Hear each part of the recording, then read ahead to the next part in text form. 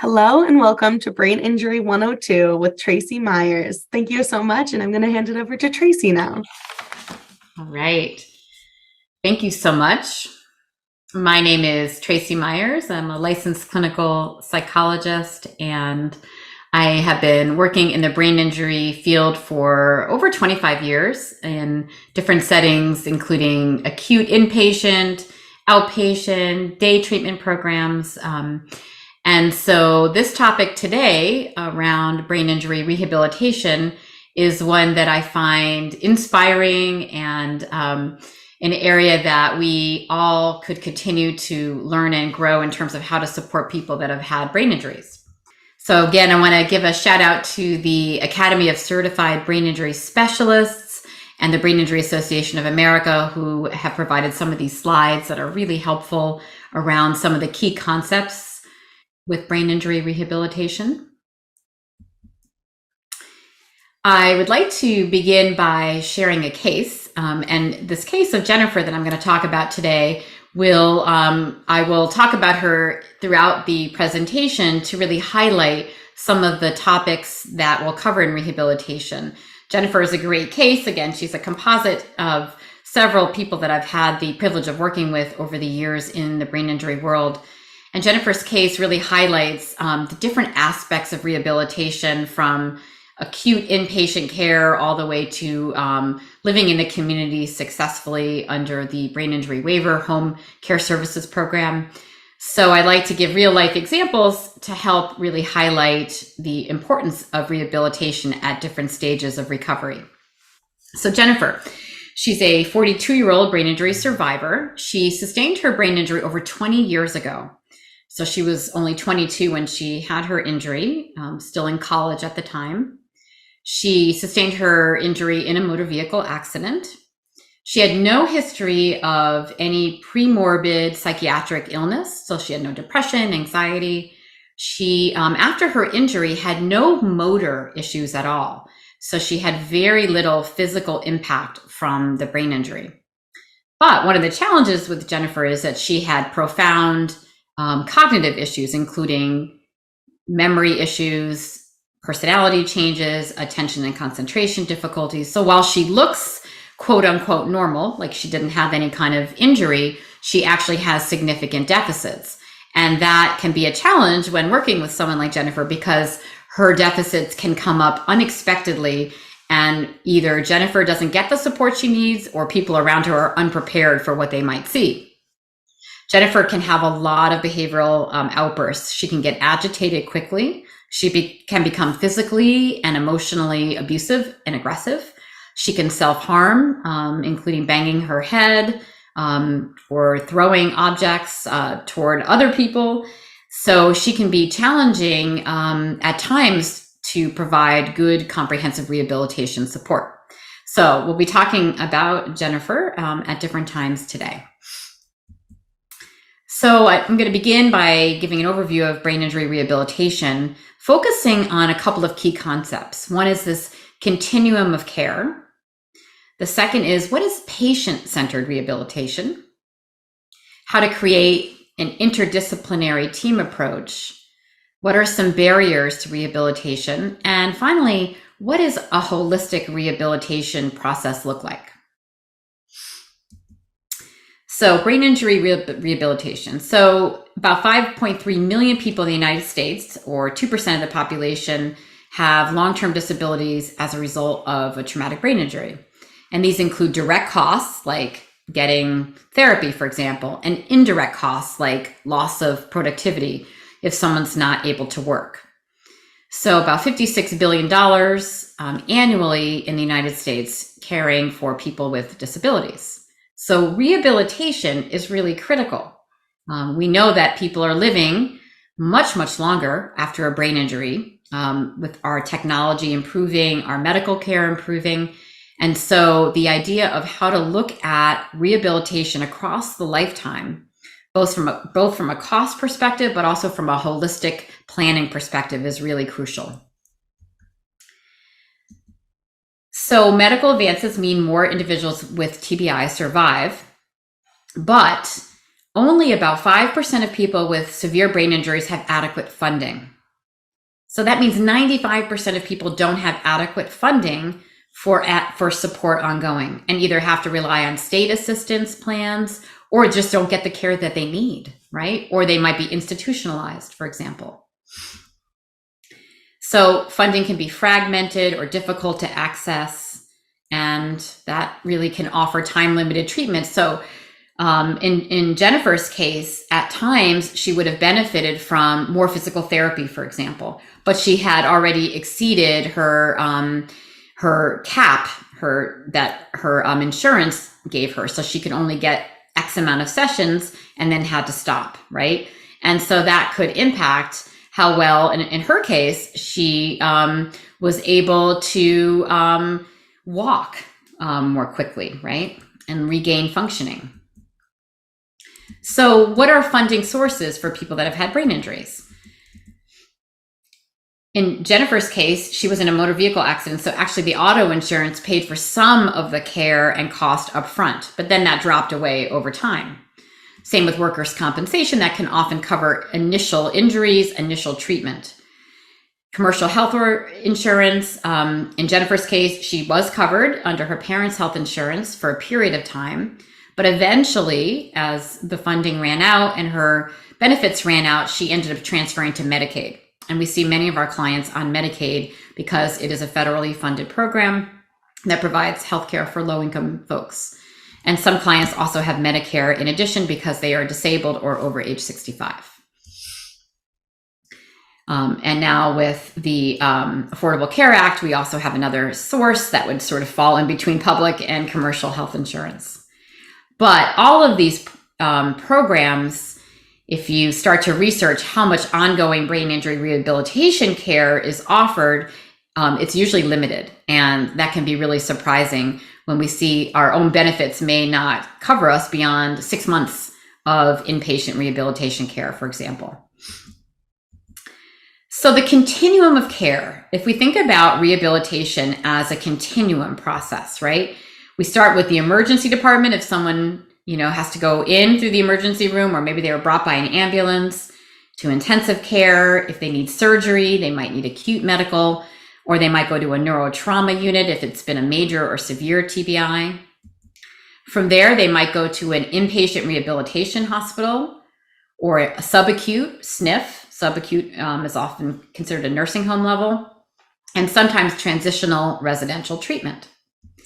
And then finally, home or outpatient day, sometimes staying in a skilled nursing facility, sometimes receiving services under home and community-based services like the ABI waiver, long-term residential treatment if a person's not able to be independent in the community, and sometimes the school or vocational services will kick in. So in Jennifer's case, she went through this whole continuum, starting with the emergency department. She had a couple of surgical procedures. She ended up in 2 different rehabilitation programs because she had so much agitation.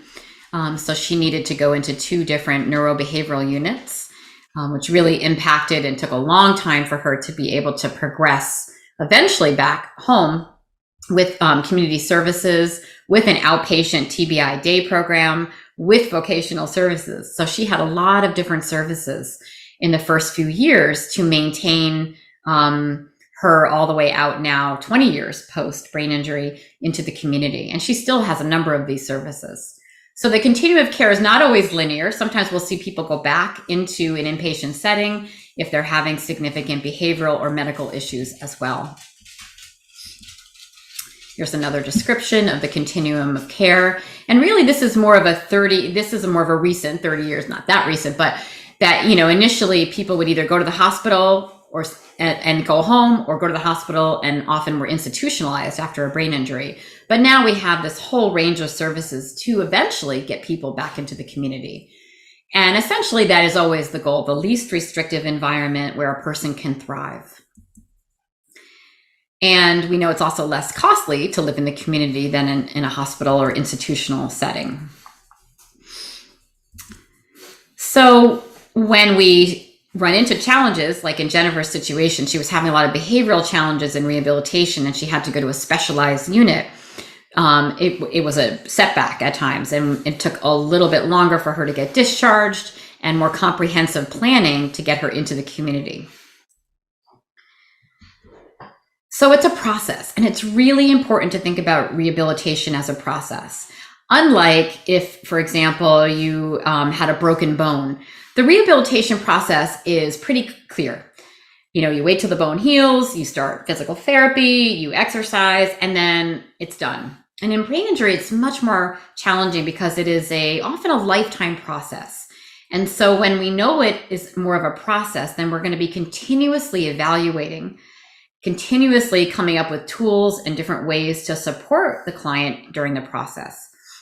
And because it is a process, it's really a journey for clients, for caregivers, and we really want to focus on empowering the client to take a central role. If this is their rehabilitation, and if it's going to be years and years of this, we want them to be able to really create the plan that best serves them.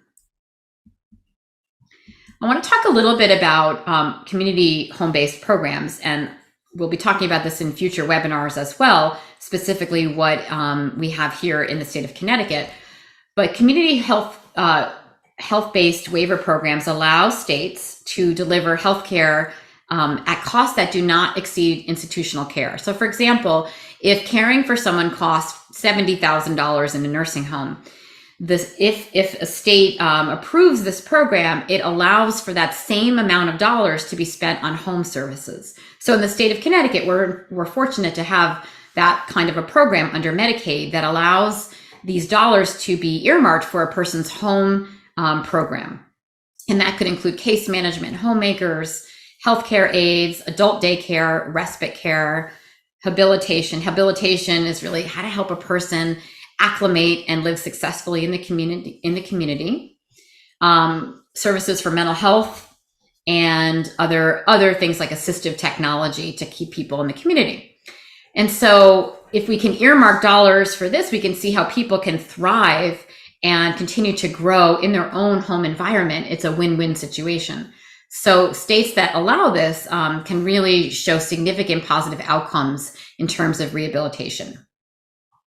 In Jennifer's case, she was one of the first people to enter into this program, and she has benefited from a variety of these services that have kept her out of an institution for 20 years. So the key to rehabilitation, especially when we think about this long-term ongoing process, is person-centered care. Person-centered care. And so we're going to talk about what that means. It obviously involves the person, right? So when we think about person-centered care, there are certain ethics and values that are embedded in that idea. When I first came across person-centered care, it seemed like, well, of course, the person should be at the center. Like it seemed self-explanatory. But when we think about our medical models that we operate under, it's usually not person-centered care. For example, in a typical medical model, we have the doctor at the top. He is the expert, or she, and they determine the person's goals, medications, what services the person will need, and how long they should be getting these services, right? That's a medical model approach. The expert is the team leader.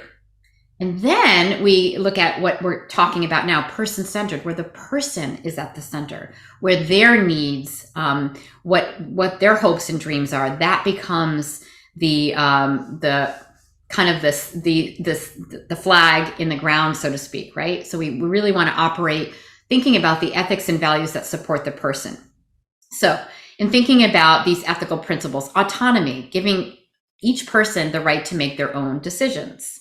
Beneficence, the idea of treating each other, treating our clients with generosity and goodness. Malfeasance, non-malfeasance, doing no harm, right? We always want to do no harm. Whatever we're working with someone who's had an injury, we want that to be a guiding principle. Fidelity, which means being honest, sticking to what we say we're going to do. And that's really critical in brain injury rehabilitation. If we're going to say, I'm going to be here tomorrow at 6:30 to take you to the support group, we want to make sure we do that, right? It's really critical when we're doing person-centered care to stick to that. Veracity, really being truthful and honest, even if it's difficult sometimes, right? and justice, right? Really remaining fair and equal to the people that we provide services for. So you can see how these ethical principles can support someone's growth and development. Very different than a medical top-down approach, which is do what I say, I know best, right? This is saying, no, the person has the autonomy, our person-centered approach. Then we can look a little bit more at the values. Integrity is really acting consistently with integrity, making sure that we're doing things with the right heart, the right-hearted intention. Prudence, acting in good faith, being careful, protecting a person as best we can, to act with discernment when they're making decisions. Trustworthiness, again, that idea of promising and doing what we say, sticking to that. Compassion, which is huge, right? We want to make sure that when we're working with someone with a brain injury in any part of rehabilitation, whether it's acute care, post-acute, subacute, or in the community, that we have compassion. We see the person as someone who's struggling or having difficulties. And even if they're having behaviors, that we're there for them. In Jennifer's case, I work a lot with staff and teams of people that support brain injury survivors who have behavioral issues. And we talk a lot about this compassion. Even if someone is swearing at you or getting upset at you, can you just see their distress? Can you see that they are trying and they're having a difficult time? When we can feel compassionate toward another person, then we often are able to not take things so personally and stick with our goals, stick with what we say we're going to do, right? We're not rattled and caught off guard or feeling punitive and ignoring the person, for example, because we're upset. So compassion and respectfulness matter when we're doing a person-centered approach, right? So these virtues and ethics play a critical role in allowing a person the dignity to guide their own program. So what are some ways to do this? So person first language. So we really want to start with, how do we move from patient, right? So that's that medical model, expert and patient. There's like a hierarchy, right? To person or individual living with a brain injury. Humaneness, this idea of empathy and warmth, so important when we're doing rehabilitation. I already spoke about that around compassion, but warmth, trustworthiness, right? When people feel compassion directed toward them, they in turn can feel like they deserve compassion. They can feel worthy and more human. Often when people are in hospital settings, you become patient with the brain injury or patient with the heart issue, right? We can become a patient with something and not be seen for who we are. Communication, we want to make sure that we're communicating both verbally and non-verbally with brain injury survivors in a way that feels authentic and kind. We don't want to direct people. We want to ask questions like, can you help me with this? Or what might I help you with, right? Rather than do this. Which can feel authoritative and too directive. And then non-judgmental. One of the biggest takeaways when we think about working with people with challenging emotional issues or cognitive issues, that they feel a lot of shame, embarrassment. Jennifer, after she has a episode of being aggressive towards someone, feels so much shame. She can get despondent and sometimes suicidal when she realizes she's hurt somebody. And so we talk about no blame. This is brain injury. I understand. So, we really want to work on that. And if it's not in the moment, sometimes it's hard as a caregiver to have that non-judgmental feeling in the moment, but to at least begin to explore how to return to that and to be able to repair if there is a difficulty with a client. So interdisciplinary rehabilitation. So if we think about the person at the center, it's not just one person, one provider. It's this whole system. I love the idea of a team approach, right? And in a team approach, we have many people, and I didn't even include everybody on this slide, but we have physiatrists and neuropsychologists and behavior analysts and PT, OT, nurses, therapists on a unit, respiratory if they have breathing issues, vocational if they're working, peer supports. So we may not have all of these people at once, but think about someone like Jennifer, who's been in the community 20 years, and she has literally, like this slide, a team of people over the years that have helped her. And she recognizes that. She often talks about, I am so lucky to have had so many friends, that have helped me along the way. So that's what interdisciplinary rehabilitation. And at different times, we may call in the psychotherapist, and other times we're going to be calling in the vocational person, right? So there'll be some people that step forward in the interdisciplinary rehabilitation, and others may step backward. So what are we thinking about in our process of brain injury rehabilitation? Okay, so first of all, there's changes that happen ongoing. So it's not a static process like that broken leg that heals, right? There are lots of things that happen over a course of a person's lifetime.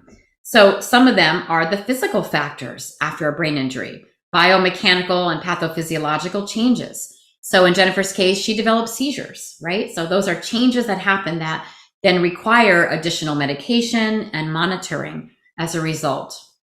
Rehabilitation, how well did the person do in rehabilitation? Or did they only have a brief amount of rehabilitation because of limited funds? Adjustment to disability. In Jennifer's case, her adjustment has been up and down, right, over the course of many, many years. Stressors in the environment, and that could be financial, it could be social roles. In Jennifer's case, she was finishing college and was studying to be a teacher, and suddenly that role got diminished, and now she's a person with a brain injury or a client, right? Relationships, so Jennifer will share sometimes how she feels like she doesn't have any friends any longer. She just has staff with her, right? And so we think about like how relationships can come and go, and often for brain injury survivors can feel like a big loss, right? Vocational opportunities, not being able to work to one's maybe aspiration or intention or work at all. Economic hardships, this is a huge one. When someone survives a brain injury and lives for 20, 30, 40, 50 years, and they're not working, for example, that there are going to be a lot of economic considerations for the person, for their family. And then independence. If there's loss of independence, that is an ongoing stress, right? And in Jennifer's case, she often describes how she doesn't feel like she has choices, even though we try and her team tries to give her choices. She often feels like she doesn't have enough independence, which makes sense because people are still trying to help support her, and she doesn't always, make the right decisions or decisions that are safe for herself, right? So all of these can have an impact on mental health and overall rehabilitation. And one of the challenges with brain injuries are that people often develop psychological disorders much later on after the initial injury. Some conditions, when someone has cancer or some other kind of surgery where they, maybe they had a gallbladder, a stone, or something that was really painful. After the surgery, they get better, right? And their mood improves. But in brain injury, as life goes on, as this new normal, people can feel depressed. The losses can mount up. So we always want to be mindful in rehabilitation around emotional functioning. So the key to successful rehabilitation, especially with TBI survivors or people with lived experience with brain injuries, we want to really think about how to support them, especially if they have mental health challenges. And we know somewhere about 50% of people will have depression following a brain injury, and anxiety about 30%. So pretty high numbers.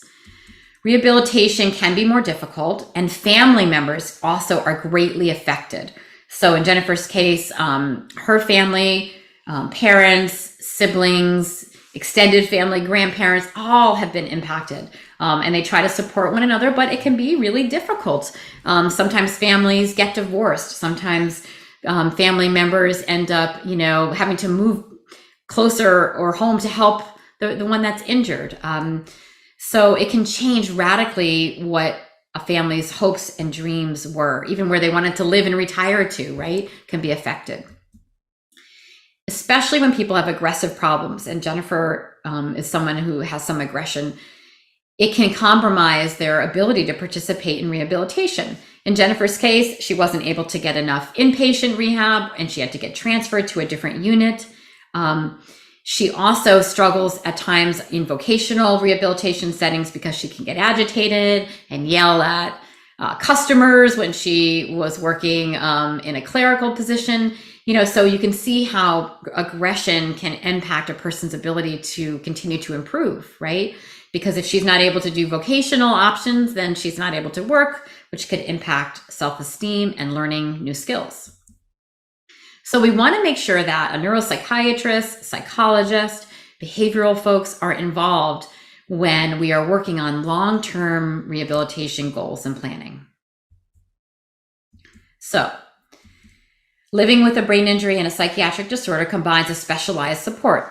It is a team approach, and we want to help not only the person with the TBI, but also family and friends. We want to work on support groups and education to help families best support themselves and their loved one. And, we really think about like that whole team, and it could be physicians, counselors, therapists, like putting together who to go to and how the team can communicate with each other to support the client and their family. So we always want to be thinking about the interaction with the team, not just one person and not just the client and family. We want there to be a sense of a whole team surrounding the person. So psychiatric problems can increase rehabilitation barriers. So we know, again, as I shared about Jennifer, it can cause premature discharge or going to inappropriate settings. So, before the brain injury waiver programs came into fruition, the home healthcare service waivers, clients were often sent to psychiatric facilities or nursing homes, maybe, for 5, 10, 15, 20 years, warehoused in a way because they had behaviors that were deemed not appropriate. We have come a long way in this area and recognize that we can continue to work on issues like agitation and behavioral issues in the community if we have the right supports in place. So it doesn't mean that these barriers are permanent, but it means that we have to consider and make sure that we have the right people in place to support the client. If someone has cognitive deficits, traditional counseling, for example, may not be that effective. We have to be more creative, and we'll talk about that toward the end, about how we can use different strategies with someone who has maybe speech issues. Maybe they don't understand what you're telling them, or they can't communicate verbally. I've had some clients that I've done psychotherapy with who are writing or tapping into a device because they can't say it, but they still have lots of things that are important for them to share. So we have to be creative and think outside the box sometimes. Medications are a mixed bag for clients that have had psychiatric and brain injuries. Sometimes it can exacerbate aspects of the brain injury or even make them worse. We call it a paradoxical effect, where a medication that's designed to calm someone down can cause an increase in agitation. So we need specialists that have a lot of understanding to ensure that we can make sure that the medications are effective. So the onset of psychiatric symptoms may be early or later, and we often see that there's a later emersion of some of the psychiatric symptoms, even 2, 3, 4, 5 years down the line. And so we want to always have this in the back of our mind when we're planning independence and community reentry. We also know caregiver stress can increase. So knowing that can help plan ahead. And that's really why I want to emphasize this so much. It's not a matter of if it might happen, but it's when. And when we can plan for burnout, when we can plan for respite, when we can plan for loved ones to be able to go on vacation or to be able to still go see their other child's soccer game, right? How can we make that happen and plan for that? And rehab providers may sometimes struggle, right? If you're in an inpatient setting and you're a physical therapist and you're kicked by a client or the client's refusing to participate, they may terminate and say, I can't work with this person. And unfortunately, that ends the rehabilitation for that person for that time. So just understanding that there's behavioral problems, psychiatric symptoms, and caregiver stress, just knowing that that is a likely possibility can help us plan and create a robust team support. All right, so let's talk a little bit about long-term outcomes as we start to think about people that have both mental health or psychiatric challenges and TBI related issues, right? So we want to really think about returning to the community and how going into the community could intensify deficits, right? And we want to prevent, if we can, this increased risk of hospitalization or institutionalization, right? So these are the areas that we really want to focus on. How to help a person integrate into the community. Can we build in peer relationships? How do we decrease caregiver burden? And how do we work with that loss of independence to strengthen a person's feeling that they have more autonomy? If we can plan for these things proactively, we can reduce the likelihood of institutionalization, repeat hospitalizations, and decreased progress, right? In Jennifer's case, we did a lot of work on peer relationships, peering her up with other brain injury survivors, having her go to church outings with friends, having her volunteer. So she became a volunteer at a nursing home, doing bingo with elderly folks. So that helped her to feel more part of the community. So we can find these different areas and proactively place them into a rehabilitation plan. And finally, economic stress. Can we plan ahead to make sure that the services are going to be in place? Or if there are gaps in rehabilitation, for example, we can emphasize a home-based physical therapy program, or get someone like Jennifer involved in a yoga program, which I'm going to talk about later, which maybe is not skilled PT, but it's a free service that she can participate in. So just a little bit more about long-term outcomes. So we know people that have anxiety and depression have poorer outcomes when they sustained a TBI.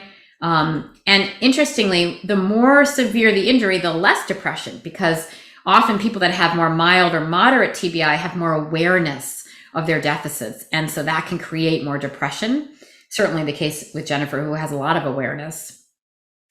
And we know it's kind of which came first, the chicken or the egg. Did the depression come first, or did the depression come as a result of, the recognition of the deficits, or because of the accident? We just don't know, right? So it can be premorbid, it could be as a result of where the brain injury occurred, what part of the brain, or a person's coping, right? So the most common type of psychiatric condition is major depressive disorder. About 50% of people that have had a brain injury suffer from MDD at some point. Sometimes personality disorders and even psychiatric conditions that include psychosis can happen, right? We want to make sure that these conditions are treated. We can't just say, oh, well, it's related to the brain injury, because the person's suffering. So we want to make sure that they see a specialized clinician who has brain injury and psychiatric experience. Neuropsychiatrists often are in that role of being able to do both the psychiatric and the neurologic. And sometimes it requires putting together a team of people, again, that have expertise in behavior, brain, and psychiatric functioning. So post-injury psychiatric problems can hinder outcomes, right? So these are some of the barriers that we see. So the more that we understand, they become less about barriers and more workable variables, right? We move from barriers to variables. And that's really our goal. We're not going to get rid of them, because part of this is just a normal part of brain injury rehabilitation, but we can learn how to treat and plan ahead. So some strategies for treating brain injury. The challenge around emotion regulation has been an ongoing difficulty, because medications don't always help with this. We talked about the paradoxical effect of some medications for people that have had brain injuries, and the research hasn't really shown us yet how to specifically work with people with brain injury that have difficulty regulating their emotions. So we know that emotion regulation is key to being able to maintain a job, to have a good relationship with someone, to successfully complete rehabilitation. So if we can focus on getting a team approach, again, with different people that have specialties, we can hopefully create some interventions that can decrease emotion regulation difficulties. So if you can look here, we can talk about a neuropsychiatrist who might look at medications. We might look at a neuropsychologist to look at strengths and weaknesses and how to plan to decrease frustrating experiences. We might work with a substance abuse counselor to help decrease substance use. Marriage and family, if a person is part of a marriage or a family system that needs support. And then we can get into creative interventions like mindfulness and yoga to help teach some self-regulation skills to people that have had brain injuries. So in Jennifer's case, that has been part of what we've done. We've done marriage and family therapy to help her family system, and also teaching her some specific skills to regulate her mood and emotion. And that's the final part of our discussion today about what are some holistic treatment strategies for brain injury. So mindfulness-based interventions have been shown to help with people that have had a traumatic brain injury with depression, anxiety, attention, even some of their cognition, how they think, and quality of life. How does that all work? Well, what we know from the research is that mindfulness can help decrease worrying and negative thoughts. It can increase self-compassion, this ability to be kind to oneself. It can reduce what we call reactivity, right? That flash of anger, that flash of anxiety. It can help reduce that, giving a person the capacity to pause before they react. So we call that responding versus reacting. And finally, giving tools to be more flexible. So if something isn't going right, to be able to say, I'm going to stop here. I'm going to pause. I'm going to ask for help. And in Jennifer's situation, she will now ask for help.